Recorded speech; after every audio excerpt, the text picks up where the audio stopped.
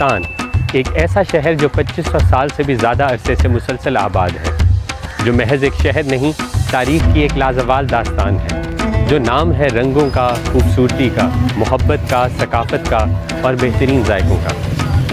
ویسے تو یہ شہر اولیاء اور صوفیاء کے مزارات کی وجہ سے جانا جاتا ہے، لیکن اس قدیم شہر کا ایک ایسا چہرہ بھی ہے جو ہزاروں سالوں سے دیکھنے والوں کی نظروں سے اوجھل ہے۔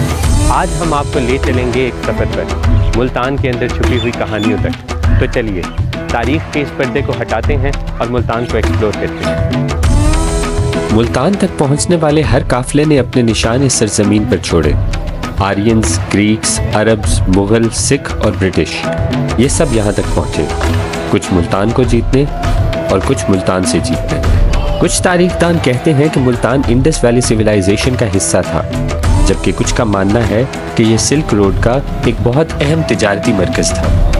پرانا ملتان ایک فصیل کے اندر محدود تھا جس کو آج اولڈ ملتان کہا جاتا ہے۔ اگر آپ ملتان کو ایکسپلور کرنا چاہتے ہیں تو اولڈ ملتان آپ کی ٹریول آئٹنریری میں سب سے پہلا سٹاپ ہونا چاہیے، کیونکہ ملتان کی کہانی یہیں سے شروع ہوتی ہے۔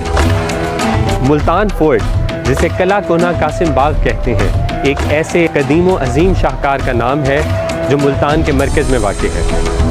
اس قلعے کی بنیاد کٹوچ سلطنت کے راجہ نے 800 سے 1000 قبل مسیح کے درمیان رکھی تھی، اسی وجہ سے اسے کٹوچ گڑھ بھی کہا جاتا ہے۔ قلعہ ملتان شہر کی حفاظت اور دفاع کے لیے مرکزی قلعہ تھا۔ یہ ایک بلند پہاڑی پر تعمیر کیا گیا تھا جو پرانے دریائے راوی کے کنارے پر تھی، جس سے قلعے کو فطری حفاظتی فائدہ حاصل تھا۔ میرے پیچھے اس وقت قلعے میں داخل ہونے کا مرکزی دروازہ ہے جسے باب قاسم کہتے ہیں۔ باب قاسم سے اندر داخل ہوتے ہی ایک رستہ آپ کو سیدھا نگار خانہ اور قلعہ کے سب سے اونچے پوائنٹ دمدمہ کی طرف لے کر جاتا ہے۔ ملتان فورٹ کے اندر ایک جگہ ایسی بھی ہے جہاں کبھی بارود، توپیں اور جنگ کا ساز و سامان رکھا جاتا تھا۔ اس جگہ کا نام تھا بارود خانہ۔ بارود خانہ کو اب نگار خانہ میں تبدیل کر دیا گیا ہے، ایک ایسی جگہ جہاں ملتے ہیں ملتان کے فیمس ہینڈی کرافٹ جو ہاتھ سے نہیں دل سے بنائے جاتے ہیں۔ انفارچونیٹلی ہم آپ کو نگار خانہ کے اندر نہیں لے کر جا سکتے کیونکہ یہاں پہ فوٹوگرافی منع ہے، تو نگار خانہ کو ایکسپلور کرنے کے لیے آپ کو خود ہی ملتان آنا پڑے گا۔ نگار خانہ کے باہر ملیں گی آپ کو ڈیفرنٹ فوڈ آپشنز، جن کو ٹرائی کرنا آپ ہرگز مت بھولیے گا۔ اب ہم آپ کو لے کر چلیں گے ملتان فورٹ میں موجود دمدمہ آرٹ گیلری کی طرف۔ اس آرٹ گیلری میں ملتان کے مختلف تاریخی ادوار کو تصویروں کی شکل میں محفوظ کیا گیا ہے۔ ملتان فورٹ کے اندر ایک ایسی یادگار بھی ہے جو برٹش فورسز کے ہاتھوں ہمیں قلعے کی تباہی کی یاد دلاتی ہے۔ اس وقت میرے پیچھے دیکھ رہے ہیں آپ وینس ایگنیو مونیومنٹ۔ لیفٹیننٹ الیگزینڈر وینس ایگنیو ایک برٹش پولیٹیکل آفیسر تھا جس کو سکھ گورنر ساون مل سے انتقال اختیار کے لیے دلی سے ملتان بھیجا گیا تھا۔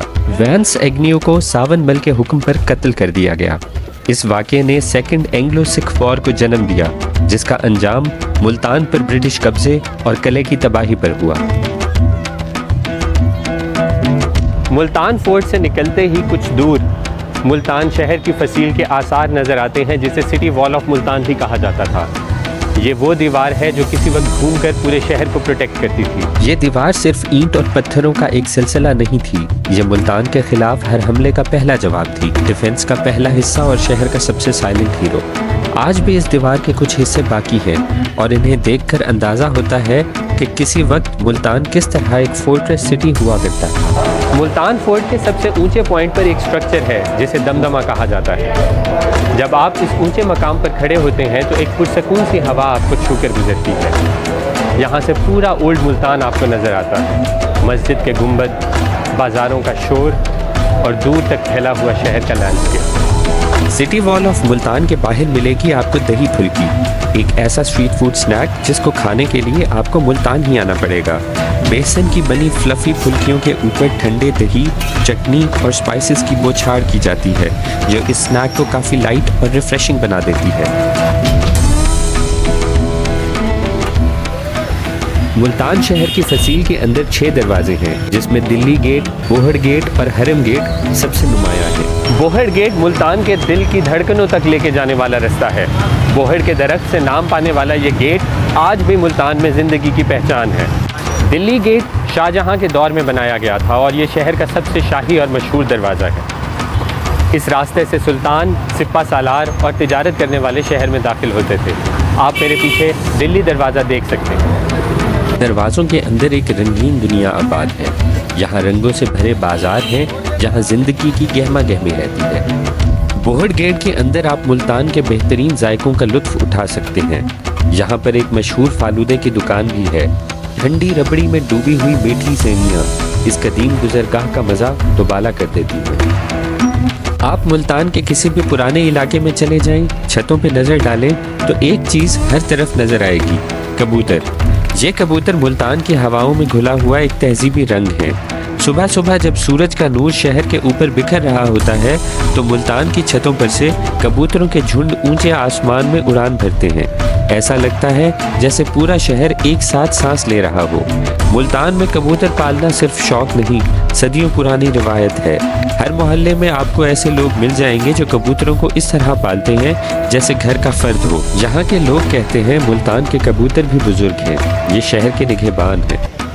अगर मुल्तान की गलियाँ एक कहानी हैं तो हुसैन आगाही बाज़ार उस कहानी का सबसे रंगीन और पुरजोश बाब है। ये बाज़ार मुल्तान की धड़कन है जो हर वक्त लोगों की आवाज़ों और रंगों से जीता जागता रहता है।